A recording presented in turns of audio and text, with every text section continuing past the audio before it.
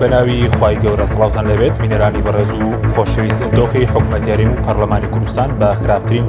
دۆخدا دەڕوات و تاوکو ئێستا سێلایەنە پێکەنێرەکەی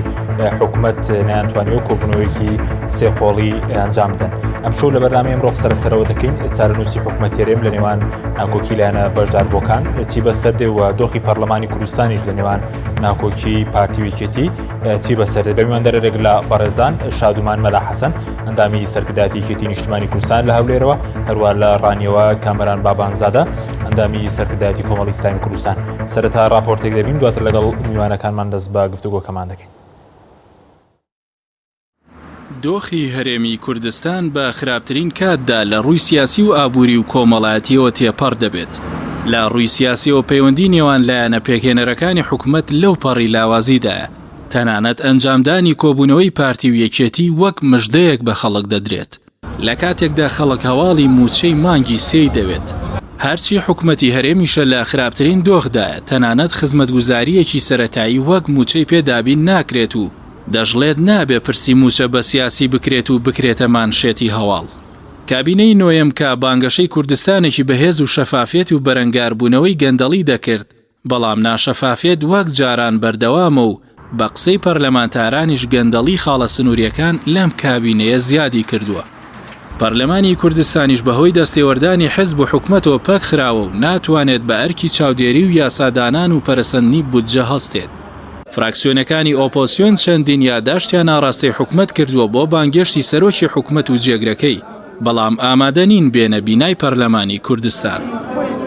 هەروەها لە ڕوویابووریشەوە دۆخی هەرێم لەو پەڕی خراپیدایە و موچەخۆران موچەیان پێ نادرێت و کاسبکارانیش بێکار بوون. هاوکات قەیرانی دارایی و سیاسی هەرێم کاریگەری نەرێنی کردووەتە سەر ئاسایشی کۆمەڵایەتی، بەو هۆیەوە لێک هەڵوەشانەوەی خێزان و تاوانەکانی کوشتن زیادی کردووە.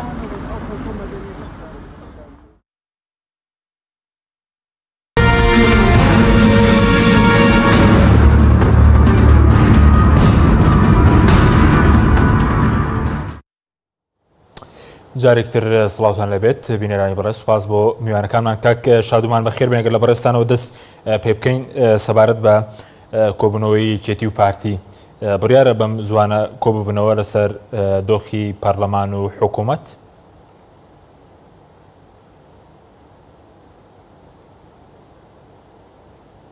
من نازانم بەرنامەکە کە پێیان وتم لەسەم بابەتە نەبوو، لەسەر بابەتی تر بوو.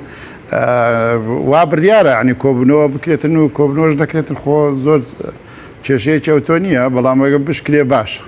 باشە، بەس لەسەر جێبەجێکنی ڕێکەوتی نێوانیشتان کۆبوونەوە هەر دەکرێت وا دەکەی دیاری کراوە؟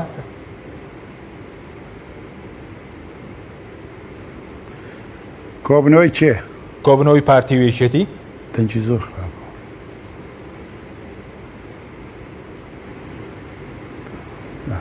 کۆبنەوەی پارتی و کۆبنەوەی یعنی پارتی و یەکێتیانی پەرلەمان، پارتی و یەکێتی، پارتی و یەکێتی کۆ دەبنەوە یعنی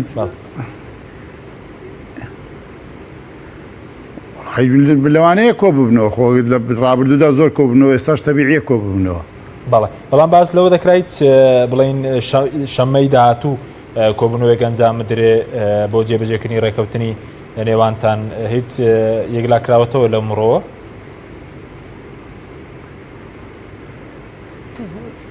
بەڕسمی هیچم نەزانێ، بەڵام شتێکی وام بەرجێکەوتووە کە ینی ڕۆژی شەموو لەوانەیە کۆبوونەوەیەک بکرێتن لە بینی مەکتەبی سیاسی پارتی و یەکێتی. باشە، بەس ئێستاوەی کە یەکێتی نیشتیمانی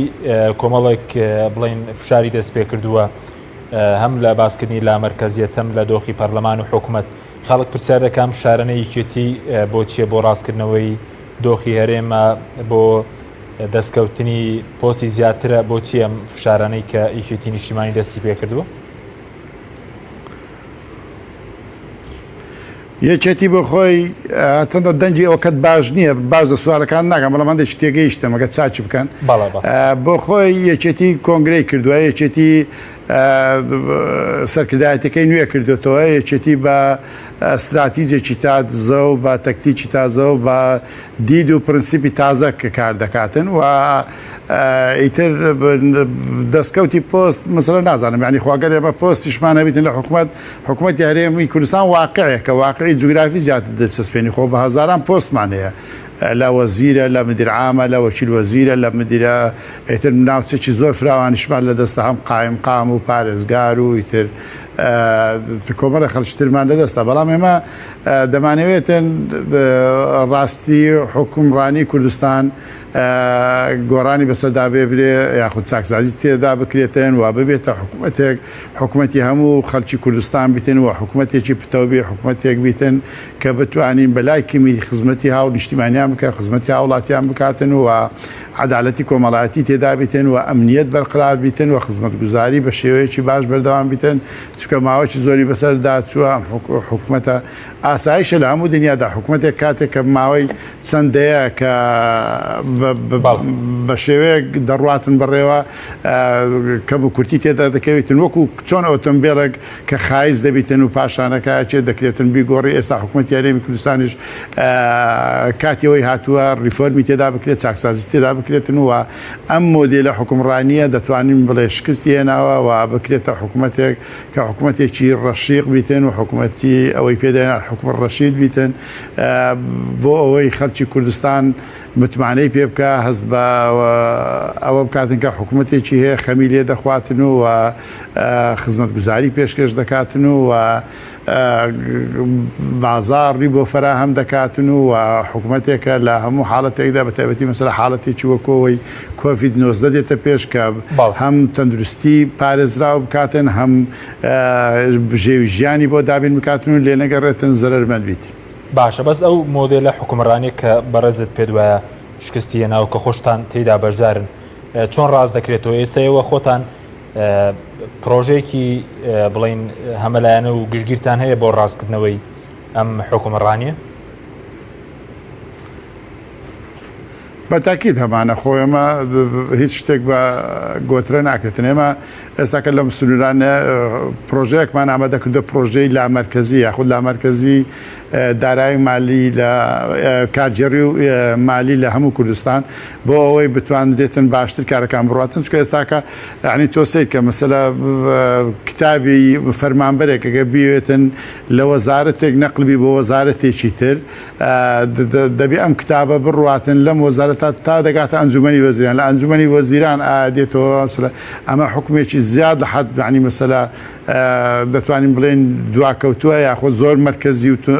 زیە کە نەفەسی تەنانەت بە وەزارەتەکانی خۆشی نێشتە نمونە جوتیارێک ئەگە بیەوێتن بیرێکی ئیرتوازی یعنی مۆڵەتی بیریی ئیرتوازی وەرگری دەبی بڕوا لە ئەنجومەنی وەزیران بە هەزار واستە و بە بینەوە بەردە ئەگەر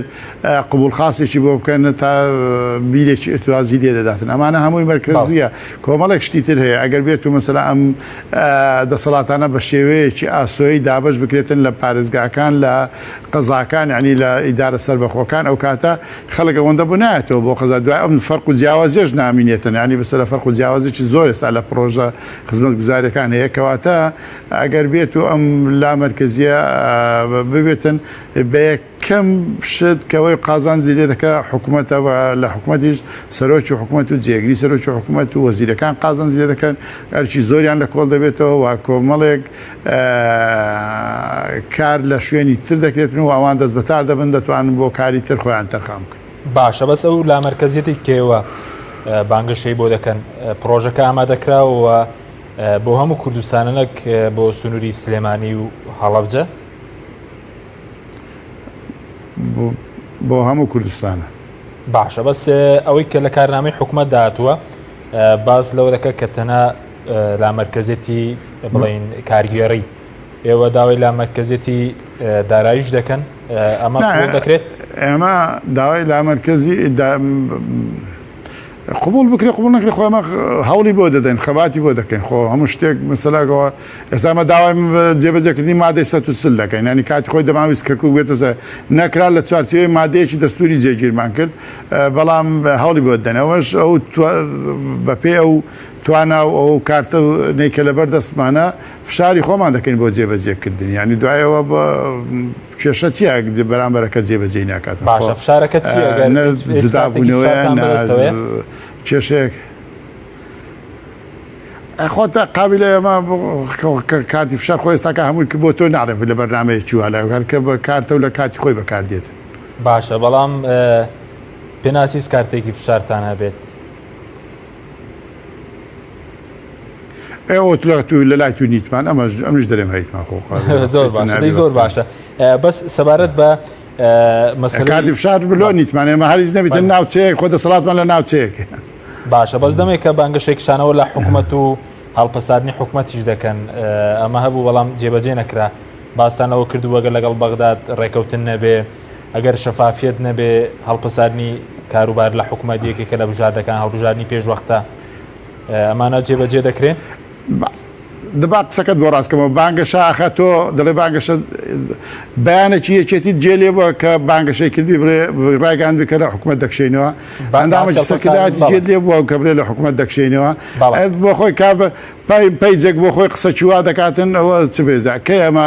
چ بانگەشەی بۆ ناکەین کە لە حکوومەت بسەرە بکشێن و دوایەوە واقعی هەرێم واقعی تایبەتە کاکە ساڵی 94 کاتێک کە بۆ شەڕی ناخۆت 95 کە بە تاواتی ئیدارە لێک بووە پارتی ئەو کاتە تیمێکی بچکۆلەتری هەبوو لە تیمەکەی یەکێتی جێگری سەرۆکی حکوومەتی ئەوان بوو ڕۆیشتن لە شەقڵاوەی تیمەکەی وان کاروباری منتیقەی دهۆک و سۆرانی بەڕێوە دەبرد دوایەوە دووە بۆ دوی ئیدارەی خۆ ئەگە سبێنێکە ئەم تیمە یەکێتیش لە هەولێر نەمینێتن بچینە لەوانەیە لە سلێمانی شوکارەکان بەڕێوەباتن کە ئێمەش ئەو شتە ناکەین یعنی ئێمە دوو دەبێتە دوو ئیدارەی یعنی دوایەوە لە هیچ شوێنێکیش بانگەشەمان بۆ نەکردووە و ئیتر تۆمەتباریشمان مەکە و شتیشمان بە ملدامەی نایانی مەسەلە حەماس بمانگری بە قسەی تو شت بکەین لە خۆمانەوە ناهێنێت تۆمەتبارتان ناکەین بە ساوسەرۆکی خۆتان لاو شێخزەنگی لە باز لەوە دەکگەر لەگەڵ حکوومەتی عێراق ڕێک نەکەون مەسەرەن شەفافیت لە خەرجی و داهات نەبێت هەڵپەساردن لە حکوومەت و هەڵبژاردننی پێشوەختەیەکێکە لە بژاردەکانمان ئەوە وتە یاوسەرۆکی خۆتانە ئەمە ئێستاش پێمان باشە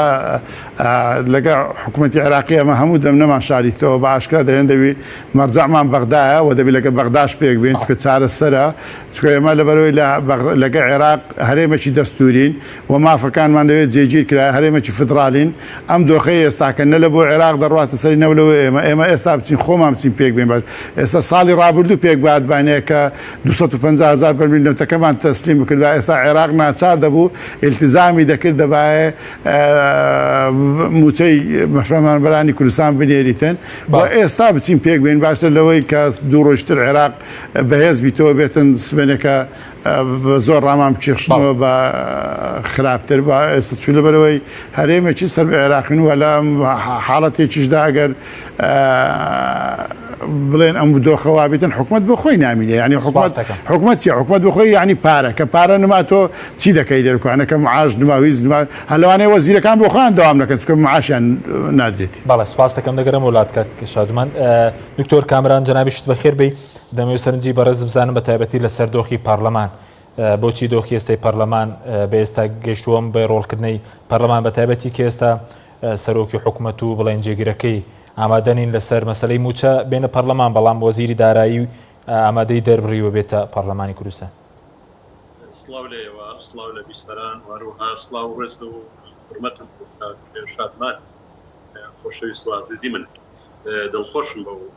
بەوەرە بە تایبەتی ئێستا بابەتێکی گەرم گۆڕا بەتەکەیت ئەم حالەتێکی ئێستا بەسەر پەرلەماندا هاتووە ئەمە پێشینەیەکی دوور و درێژی هەیە دەبێ ئاگاداری ئەوە بین کە هەر لە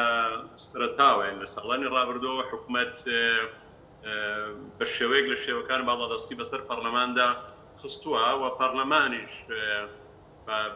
بە شێوەیەک هەنگاوی ناوە دەتوانم بڵێم ئاسانکار بووە بۆ ئەم باڵادەستەیەک و حکوومەت بەسەریدا ئەگەر سیرکەین ئەمە دوو خولی پەرلەمانە بودجە نایەتە پەرلەمان یعنی ئەگەر بێت و بودجێنێنە پەرلەمان و پرۆژەیازەی بودجە لە پەرلەمان تەصدیق نەکرێت بە تاکید یعنی پەرلەمان چاودێری چی بەڕێوەبردننی کاروباری حکوومەتەکە لە ڕووی داراییەوە و هەروەها هەموو یاسایەک ئەگەر باگراوندی دارایی هەبێ بە تاکید دەبێ موافقەتی حکوومەت وەرگرێ ینی ئەمە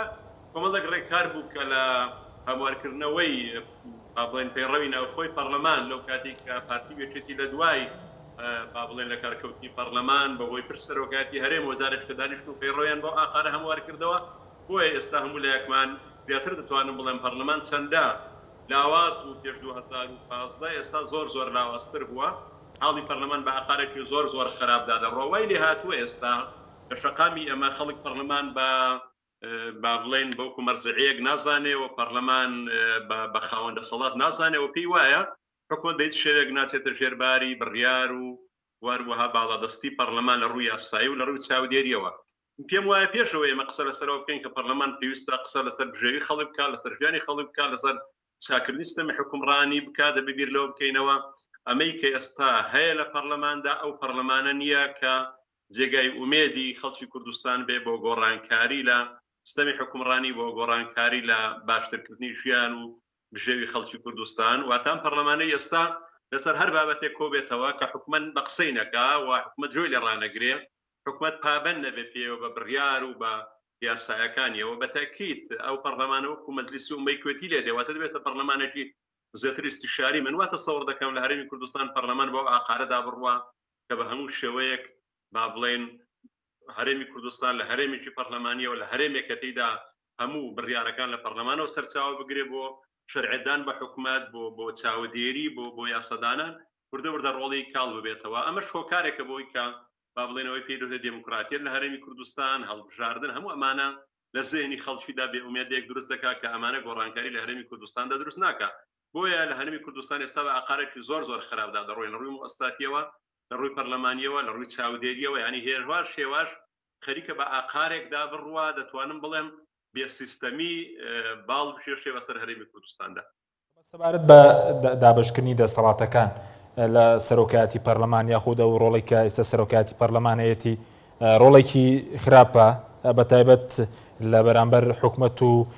نەبوونی لێپرسینەوەی پێویست لە حکومەت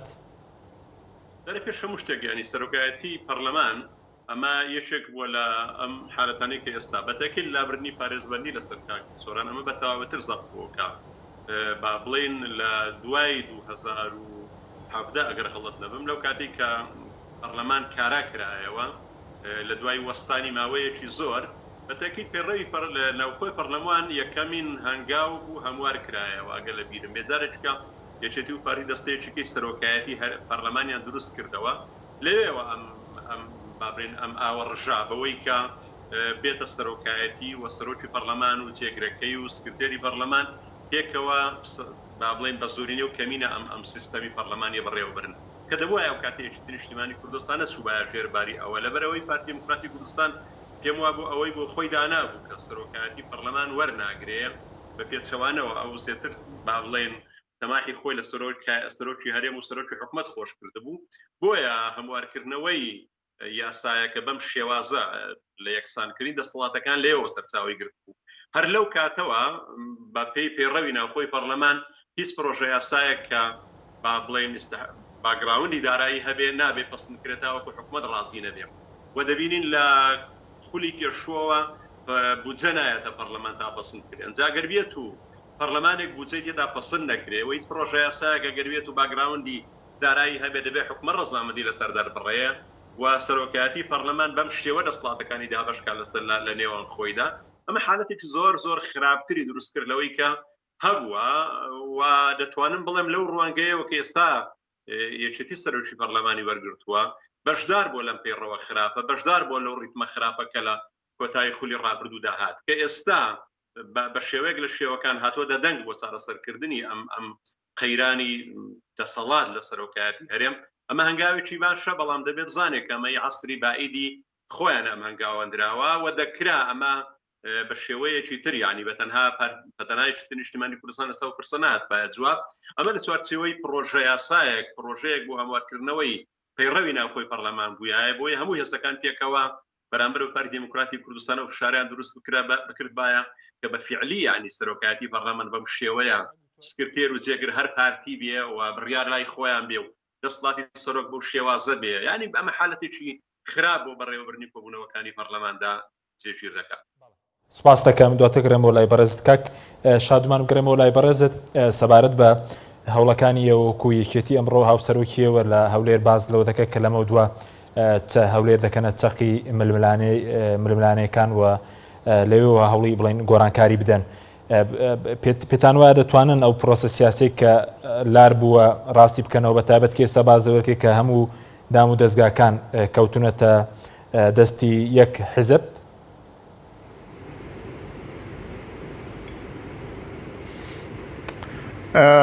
سەبارەت بە بەسەلەی بودجە دەمێت شتێک سوپاسی هاوڕێی بەڕێز و خۆشەویستم دکتۆر کامەران دەکەم. بودجە لە فترەی حکوومەتی یەکگرتو دوو جار هاتوۆتە پەرلەمان، ئەویش هەردووچیان کا و کاتەی حکوومەت لە دەست یەکێتی نیشتیمانی کوردستان بووە کە دکتۆر بەرهەم سەرۆکی بەرەندەنە لە هیچ ساڵێک بودجە نهاتوۆتە هەرێمی کوردستان و وەقەتی شەفافیش نەبووەوە، سەرچاوی داهاتی شەفاف نەبووە. بەڵام لەسەر سەبارەت بە مەسەلە چەقی ململانەکان ئێمە کۆنگرەمان کردووە، ئێمە قیادێکی نوێمان هەڵبژاردووە و حیزبەک استراتیجی حیزبەکەمان ئەوەیە کە ئێمە دەست بە کاری خۆمان دەکەین بە میتۆدێکی تازە و لە پەیڕەوی حیزبەکەشمان هاتووە کە پایتەختی هەرێمی کوردستان کە هەولێرە چەقی مرکزی سەرەکی حیزب بارەکەی سەرەکی حیزبەکەمان دەبێتن و هەولێریش نامۆنیە بە یەکێتی نیشتیمانی کوردستان و یەکێتیش نامۆنیە بە هەولێر، چونکە لە ڕابردوودا لە بێژوودا هەولێر زۆنی تەواوی هێزی پێشمەرگەی یەکێتی بووە و یەکێتی دایما دەنجی زۆرینە هەبووە لەناو هەولێر و دوایەوەی پرۆسەی ئاشتیش ئەمە لە 2005 و لە 2004 لە ناو مرکزی شاری هەولێر ئێمە یەکەمی هەموو حیزبەکان بووینە، ینی دەنگمان لە پێشەوەی پارتیش بۆیە ئەمە هەوڵ دەدەین باری لا سنگمان ئایا خوار بووە دەتوانین ڕاستیکەینەوە ئێمە خۆ بچ لەوانەیە ئەمبارە ئێمە دەستمان پێکردووە کە دەستمان پێکردووە لەوانەیە بە ساڵێک بە 2 ساڵ ئێمە هەوڵی ڕاستکردنەوەی دەدەین. گرنگەوەی ئێمە لە ناو ماڵی خۆمان کە لە ڕابردوودا من تاییدی دکتۆر کامەران دەکەم فعلەن مەسەلامەی سەرۆکایەتی پەرلەمان کاتی خۆی خەتای یەکێتی بووە من زانیاری ئەوەشمە ینی مەکتەب سیاسیەکەی ڕابردوو ئاسڵەن هەر لێنێ پێچای تو هەر گوتیتی بڕۆم بیکەم بە کەیفی خۆتان هەر خۆشی لێرە کردوتە خاوەن کە ئێستا ئەو هایاتەوە، بەڵام ئەوەی کە هەیە تحصیل حاصلە ئەمە زوعی 45 کوردستان ئەمەش هەر خەتای یەکێتی بووە، ینی من کە ئەندامی سەرکردایەتی ئەو حیزبەم ئێستا خەتای ئەم یەکێتی بوو کاتی خۆی بەشێک هەندێک خەڵک لە ڕابردوو چوون ئەم 45 کوردستان بۆ پارتی تەوقیع کرد و لەگە 11 کۆتاجینا شتیوانیە لەم ئەوەی ئەلفوبێی ماتماتیک بزانیت چۆن مەسەلە تۆ لە هەولێر و دهۆک 641,000 دەنگ بینی لە سلێمانی و گەرمیان و لە هەڵەبجە 40,000 دەنگ بینی، ئەمە لەکوێ دەرە بەراورد دەکرێتن، ینی تۆ سید کە لێرەدا حکومڕان بی کەچی لێ حکومڕانیش نەبی ئۆپۆزیسیۆن پشتیوانیە. بۆیە ئێمە دەستمان پێ کردووە و هەوڵ دەدەین باری لا سەنجی خوونی خۆمە گرنگەوەی ئێمە بە یەک تیم هاتوینێتە دەرێ وەکو جاران نین ئەوەی کە دەکرا ئێستا یەک گرتوین و وەکو دەڵێ خوێنیشمان گەرمە قیادەکەمان گەنجە خەباتی خۆمان دەست پێ دەکەین مەرز نییە خۆتۆ لە هەموو هەنگاوێک سەرکەوتنی 100% بینیم شکست بینی لەوانەیە بە خۆتدا دەچیەوە بەرنامەی باشتر دادنی سەرکەوتوبی بەتەڵنیایەوە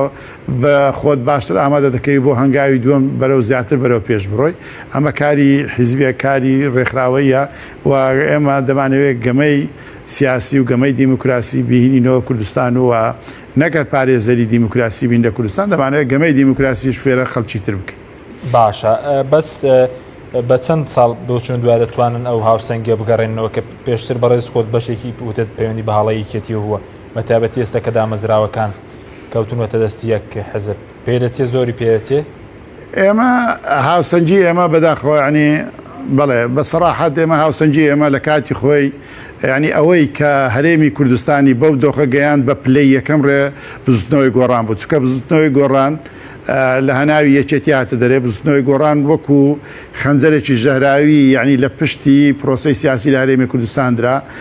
ئۆپۆزیسیۆنی سەقەت کرد و لە هەمان کادا ترسی دەسەڵاتی نەهێشت و لە کۆتاییەکەشدا هەرچی هەیان بوو تەسلیمی دەسەڵاتیان کرد. ئێستا مەسەلە ئێمە کە باسی لە مەرکەزی دەکەن ئەمە بەشێکی زۆری گۆڕان ئەمەیان کرد هەموو دەسەڵاتەکانیان هیناوە مەرکەز بزنەوەی گۆڕان یەکێتی بچوو کردەوە بزنەوەی گۆڕان نەیتوانێت بتوانی ریفۆرم بکە و بزنەوەی گۆڕانش ئیمتیازێکی بە بەلاژ ئەوەی کە لە کوردەواری دەرێن بەلاژ لە بە خۆت و خۆڕاییدایە پارتی کردە ڕقم یەک ینی هاوسەنجی هێزی تێکدا ئێمە لە ڕابردوودا شکستی گەورەمان پێ چکەی شقاقمان لە ناو ڕوویدایەوە ڕێبەرەکەمان کە جەنابی مام جەلال بوو کە پیاوێکی دیار و بە هەیبەت و عاقڵمەند و بەتوانای گۆڕەپانی سیاسی و خەباتی ڕزگاری خوازینەتەوەی کورد بووە لە گۆڕەپانەکە نمابوو لە ماوەی 11 ساڵ کۆمەڵێک کێشە و دەرچوون و هاتنەوە لە ناو حیزبەکەمان ڕوویدا بەڵام ئێمە لە نەتیجەدا کە گرەوی زۆر خراپ لەسەر ئێمە دەکرا ئێمە کۆنگرەمان کرد کە کۆنگرەمان کرد لە کۆنگرەکە دەتوانین برێن بە ڕێژەیەکی زۆر سەرکەوتوو بووین و بە یەک تیماتی نەدرێەوە سەرکردایەتەکەمان نوێ کردوتەوە و پەیڕۆ پرۆگرامێکی تازەمان درێتەوە استراتیژی تازەمانەیە و بۆیە لە ئێستاوە ئێمە دەستمان پێ کردووە ئەوەی کە هەبووە کەوتووە لە ئێستاوە ئەوەی دەکەن مەرز نییە بە بانگێک مەرز نییە بە ساڵێک و مەرز نییە بە دەورەیەکی انتخابیش مەسەلەن لە مؤتەمەرێکی ژێمە تەواو بیت بەڵام ئێمە چۆن لە 76 کە کوردستان لە 75 کە تووشی ئەو کارەساتە بوو ئێمە دەستمان پێکرد بە چەند پێشمەرگەیەک و هەتا گەیاندمانە ڕاپەڕین لە ئێستاشدا کە ماشەڵا لێبی زۆریشین و خەڵکیش متمانەی پێمان دەبیتن و دەستمان پێکردووە و ئەمەلیشمان هەیە و متمانەشمان بە خۆمان هەیە کە باری لاسەنگ بووی خۆمان ڕاستەکەین. سپاس دەکەم کاک شادوتمان. دکتۆر کامەران بگەڕێم وڵای بەڕێز سەبارەت بە پێ دوایە داهاتووی بەتایبەتی پەرلەمان چی بەسەردێ و ئایا ئۆپۆزیسیۆنیش هیچ پرۆژێکی بەدیلی هەیە بۆ بەهێزکردنی ڕۆڵی پەرلەمان؟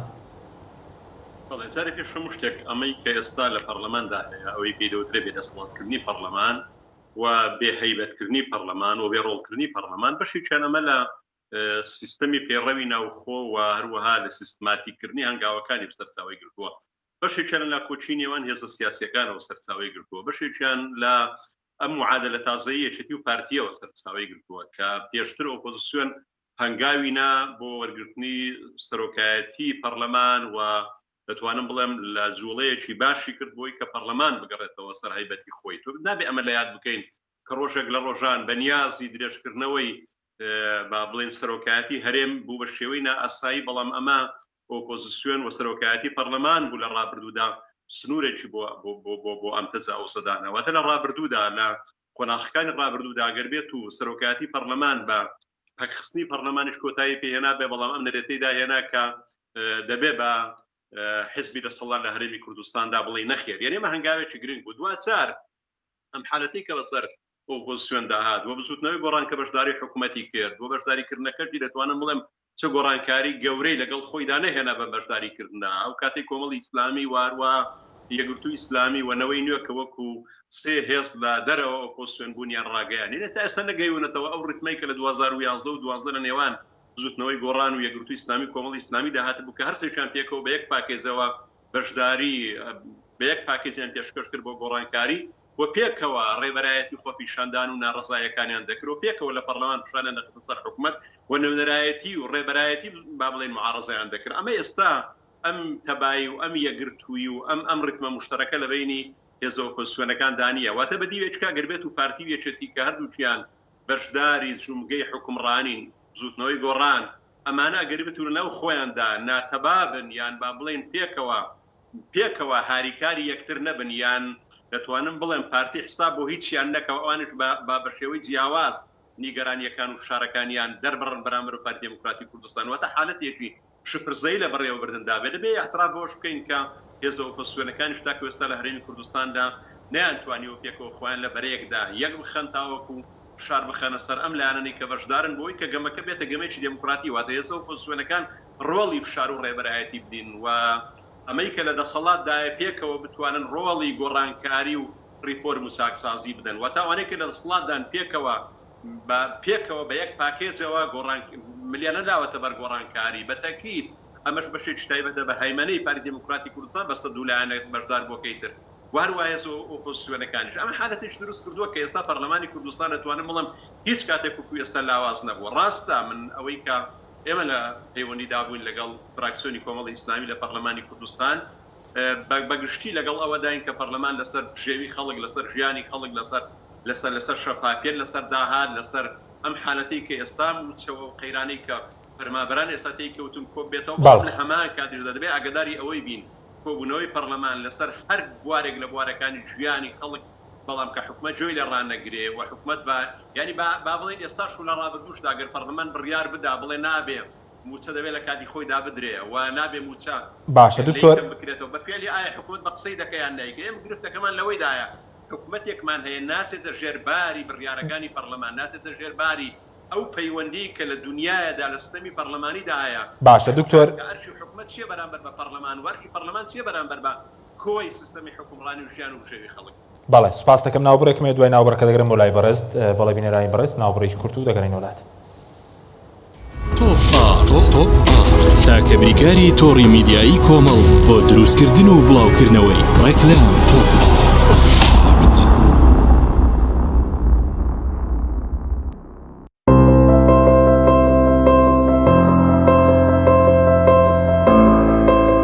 چونکە شیر لە ژیانی هەموماندا گرنگی خۆی هەیە، من باشترین شیرم بۆ خێزانەکەم هەڵبژاردووە. هەموو کات شیری ئاڵتونسا بە منداڵەکانم دەدەم بۆ ئەوەی مێشتێکی چالاک و داهێنەرانەی هەبێت. من بە شیری ئاڵتونسا کێک و شیرینی دروست دەکەم. شیری ئاڵتونسا ڕۆڵێکی گرنگی لە خێزانی ئێمەدا هەیە. 100% سروشتی تامێکی نایە.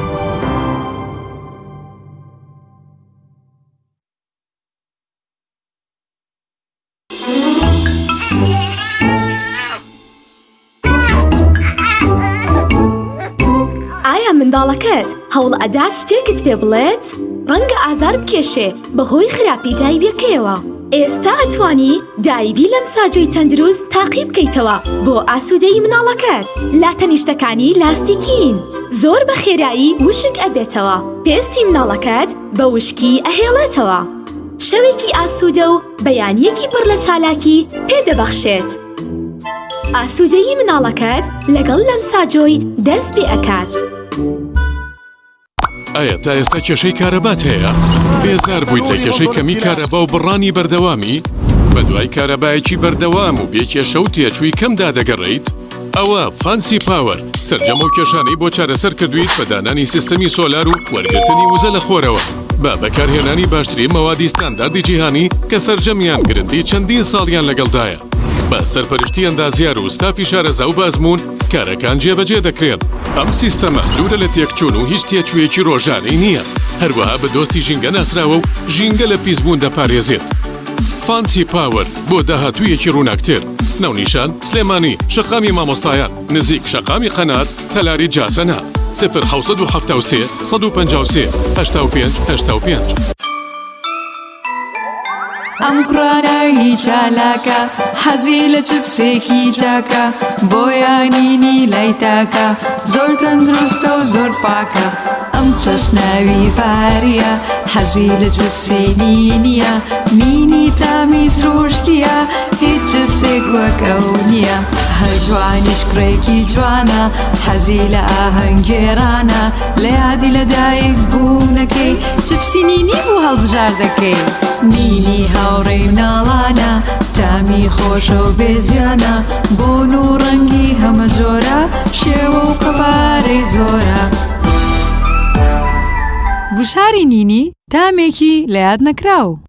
برنجێک بخۆن کە دڵنیابن لەسەر چاوەکەی، چونکە تەندروستیتان لە هەموو شتێک گرنگترە. برنجی سروشتی شیمال باشترین جۆری برنج لە تەواوی دنیا، ئەویش بەهۆی ئەوەی لە خاکێکی بەپیت و جەوێکی شێدار و باراناوی شیمالی ئێراندا دەڕوێت. برنجێکی سروشتیە و هیچ مادەیەکی کیمیایی و حافزەی تێکەڵ نییە و هیچ زیانێکی بۆ سەلامەتی و تەندروستی و قەڵەوی نییە. بگرە زۆریش بەسوودە. پێکاتەوە ڤیتامینەکانی برنجی سروشتی شیمال: پرۆتین، ئاو، ڤیتامین ئی، کالیسیۆم، ئاسن، مەگنیسیۆم، مەنگەنیز، پۆتاسیۆم، ڤیتامین B1، B2، B3، B5، B6. واتە ئەم برنجی کارگەکان نییە خاڵی بێت لە ڤیتامین، بەڵکو چڵتوکە و خۆمان کڕی دەکەین. شێوازی لێنانی لەگەڵدایە.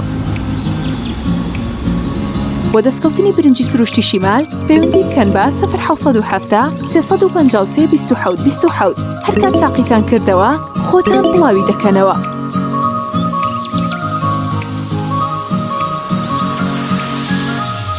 تۆپ کە بریکاری تۆڕی میدیایی کۆمەڵ بۆ دروستکردن و بڵاوکردنەوەی ڕێکلام تۆڕ.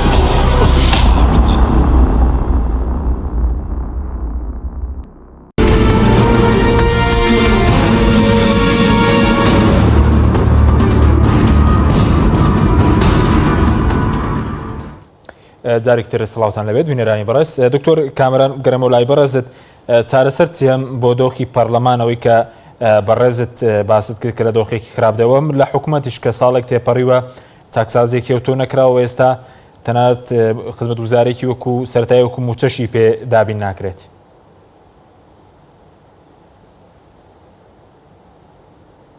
بەڵێ دەبێت جارێ پێشم شتێکە گەربێت و من و کاک شادمان خۆمان خاڵیکەینەوە وەکو هاوڵاتێکی ئاسایی سەیری ئەم بارودۆخە بکەین بارودۆخی حکومڕانی لە هەرێمی کوردستاندا دەبینی حالەتێکی زۆر خراپدایە بەوەی کە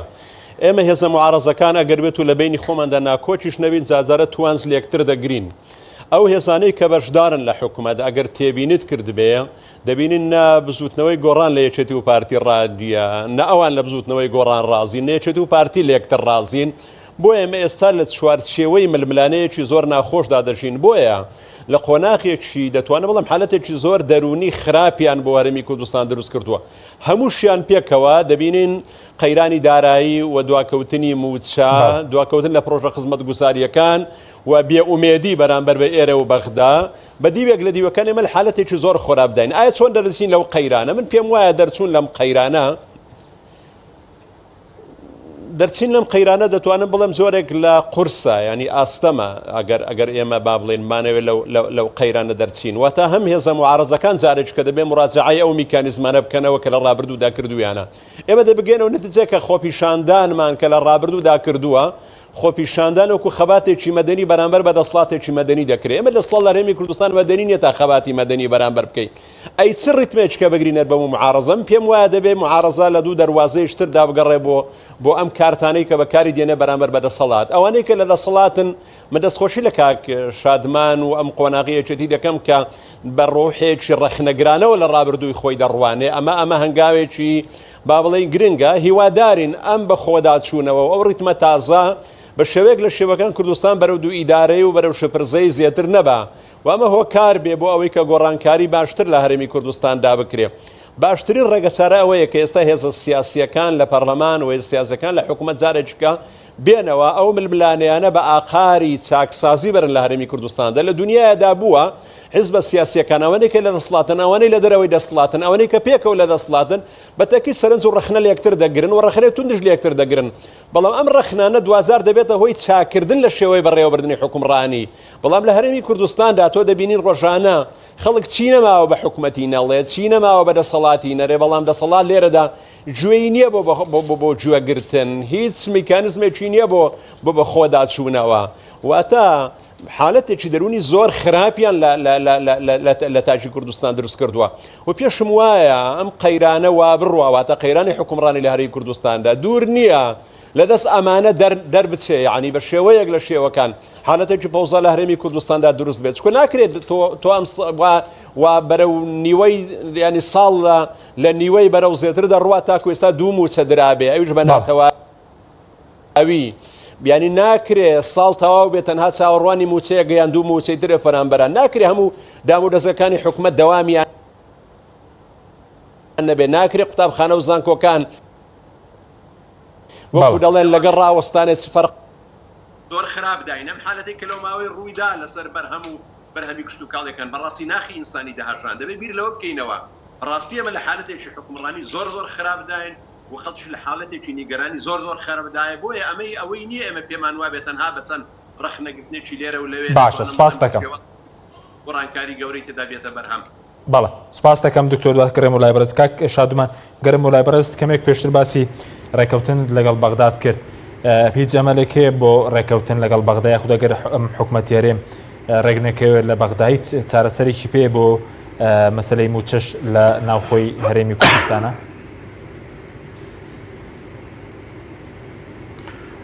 ئەم پرسیارانە بەخۆی زەرورە لە کەسێک لە حکومەت بیتن بەڵام ئەوەی من کامەران باسی شتێکی کرد دەڵێ مەسەلا ئەمان لێک نەڕزیە بەخۆی مەسەلەیەکی کوردی هەیە دەڵێ کاسەی پڕ ئاشتی ماڵە ئێستا پارە نمایە موچەی خەڵک نمایە بۆیە کاتێککە موچە نامێت و پارە نامێت تۆ دەکرێت کاریشی پێ بکەیتر شەڕەدەن و گەربای خۆی دروست دەبێتتر خۆ چۆن دروست دابێتن ئێستا پارە نما لە کوردستان ینی ئەو حکوومەتە بەرەو هەڵدێر و بەرەو هەڵوشانەوە دەڕاتن جا پەرلەمان بۆ خۆی کۆ دەبێتەوە لەس هەندێک شتی بابەتی لاوەچی و مەسرحیە دروست دەکاتن ومانس دەکاتن ئەمە شتێکی ترە بەڵام لەسەر گەبەغدا ئێمە لە هەوڵی ئەوە داینە وەکو یەکێتی پێمان باشە و لە دوایین هەوڵشدا مستەفا کازمی دیارە هەندێک وعد و عودیدایە کە ئەگەر بێت و نیوەی داهاتی دەواازە سنووریەکان تەسلیم بکەنەوە چەند فەرمانبەرێکی سەر بە مەرکەز مثلا لە دەواازەکان بن ئەوان دەتوانن 250 میلیارد مانگەنە بنێن هەندێک هەوڵ هەیە بکرێتە 300 میلیارد ینی ئەگەر بێت و هەرێم ڕازی بی ئەوی تر بۆ خۆیان تاوا بکەن لەم حاڵەتەدا بەپێی ئەو سەرچاوانەی کە من لە حکوومەت لێم پرسیون ئەو کاتەش بچینە لەوانەیە ئەم معاشیان پێ نادرێتن ینی ئەگەر بێت و بیکەنە نیوە ئەو جاگ ماگانش پێیان نادرێت بۆیە ینی مەسەلا هەرێمی کوردستان لە دۆخێکی خراپە خۆی لە وەختێکی خراپ ڕۆیشتی تۆ بەغدا ینی تۆ سیر کە ئەو کاتێک کە تۆ بەهێزی سروشتی کورد وایە ینی سروشتی کورد کات نازانی کاتە بژێری کاتێک کە بەهێزە پێی وایە ئەم بەهێزیە ئەم دۆخەی خراپی بەرامبەرەکەی مەسەلا ئەو هەردەمینی ینی ڕۆژگارێک عێراق بەهۆی شەڕی تیرۆر و قاعیدەوانە وەزعی خراپ بوو زیاتر بەرپرسەکان داهاتنەرێمی کوردستان و مەسەلەی داعشەوانە کورد کە بە قووەت بوو نەدەتوی لەگە بەغدا ڕێککەوتن شروتی خۆی بە زیادەوە فەرز کاتن بیکاتە ڕسمیات کەچی ئەو لە هەنجینەکە ئیتر عێراقی تەلاق دەدا لە ئێستادا کورد زۆر لاوازە من دڵنیام ئەوها بڕاتن وەکو دۆخەی ئێستا ینی 6 مانج کەس لاوازتر دەبیتن عێراق بەرەو بە قووەتن دەڕۆت کاتێک نرخینەوە بەرز دەبێتەوە عێراق دەتانیتنەوە دوای عێراق دەوڵەتە عێراق دەتوانین نەختەی لە زیاتر چاپ بکە یاخودۆتە عێراق دەتوانێت قەرز بکە عێراق گوژمەیەکی گەورەی احتیاطی هەیە ینی بە هەموو شێوەیە ینی لە هەرێم باشترە هەرێم چکە لە بەرەوەی کۆمەڵێک سێکتەر یاخود کۆمەڵێک سەرچاوە هەیە لە عێراق لە دەوڵەت هەیە لە دەوڵەتی سەربەخۆ لە هەرێمدا نییە ینی ئەماوەی هەرێم دەوڵەتداری نییە بەڵام خۆی تەجەمعەکە شتێکە دەکرێت پێگوەندراوە ناوی حکوومەتە ئەمە ینی ئەمە سەراحەت و حقیقەتە بۆیە ئێمە ئێستا کە ینی هەتا مەسەلا واماندانەس بن ئێمە لە حکوومەتیش نەبینێت وەکو یەکێتی ئەوەندا وەکو بڕی بۆی بەپەرۆژ نین ینی بۆی بەپەرۆژی بەڵام دەمانەیە حکومڕانیەکە بیتن حکومڕانیەکی باش بیتن یعنی ئێمە بە سەراحەت دەڵێن خۆ ئێمە لە ڕابردوودا هێزی سەرەکی بووین ئەم وەزعانەی هەتینە ئەوەی کردەوە کامەران زۆر تەمجیدی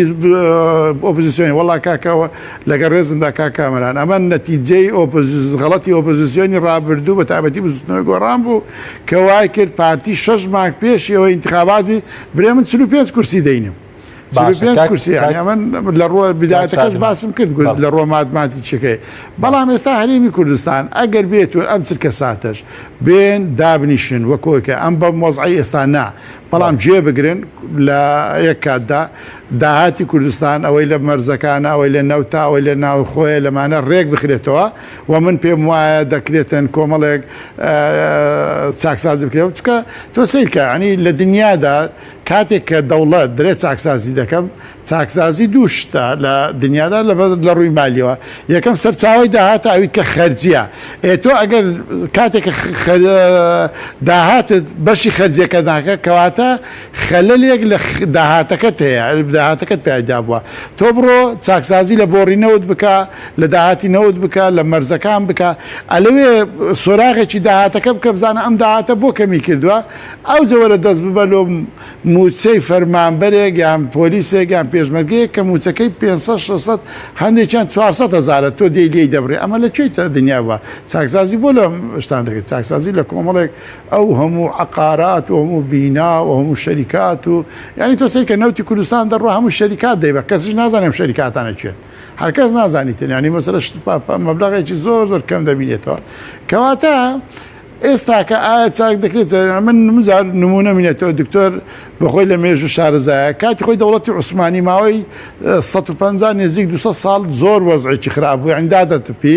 وڵاتانی ئەوروپیش خزبیانە ژێر فشار کە چاکسازی بکە سوڵتان مەحموودی دووەم هەوڵی دا جارێک سەرکەوتو نەبووە جاری دووەم سەرکەوتوو بوو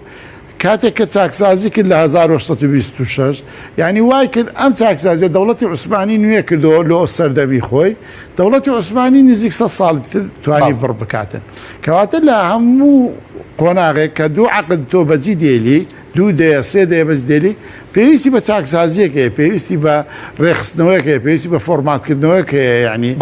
ئەم هەرێمە پێویستی بە فۆرماتکردنەوەکەیە بەڵام تۆ بە عقلێتی مەسەلە 10 ساڵەوە پێش بڕۆیان 20 ساڵەوە پێش بڕۆی ئەرێوەڵە ئەوە نەتیجەکەیتی فەرموو ئەم ساڵەکە هەتا سەری تۆ چوار معاشت پێ نادرێت. باشە سپاس دەکەم دکتۆر کامران دوا پرسیاریشم بۆ بەڕێزت پێ دوایە دۆخی ئێمە لەگەڵ بەغداش چی بەسەردێەوە هەوڵەکانی ئێستا مستەفا کازمیشێ بۆ کۆنتڕۆڵکردنی خاڵە سنووریەکان پێ دوایە هەرێمیش دەگرێتەوە یاخود چاوەڕێی چاکسازیەکیش بکەین لەم حکوومەتە بە کورتی بێ سپاس دەکەم. ئیزافەیەک بۆەوەی شادمانی بەتەکەیت حکوومەتی هەرێمی کوردستان کاتێکی زۆر خراپیان ئازاد لەگەڵ بەغدایە ئەمە یەکەم جاری نییە ینی باوەڕتان بێت لە دروستبوونی دەوڵەتی عێراقەوە سەرکردایەتی کورد لە قۆناغە سیاسیەکان لە بەرگ و فۆرمی